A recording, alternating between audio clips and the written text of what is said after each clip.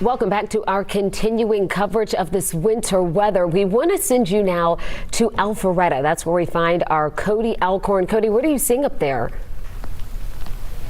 Well, Jennifer, right now we have the freezing rain coming down, and you can already see the effects of this. Look down here now. You can see it is ice now on top of the snow we saw early this morning. If you can walk with me here, we'll show you some of the impacts that we're still seeing. Right here on this sign, you can see the icicles hanging from here. We're at the racetrack right across from the Avalon. You can see these poles are coated with ice.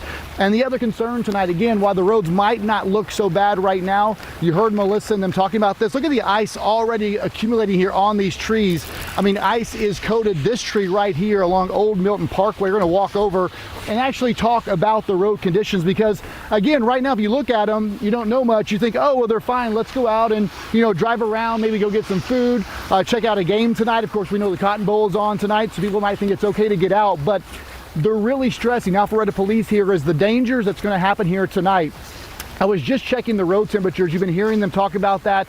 The weather, they have these sensors that actually can check the road temperature. The closest one to us is the Roswell area. We have one in Cumming as well.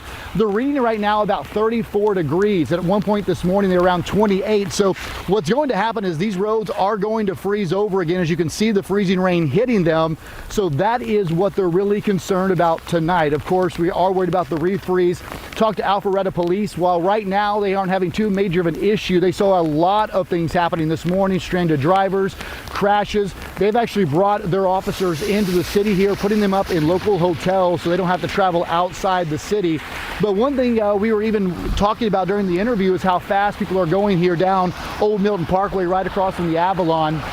The captain saying, that's not what they want to see. And they really don't want to see much traffic out here as we have been seeing in the last hour. They really hope people heed the warning because, again, we have freezing rain falling and it is freezing when it hits.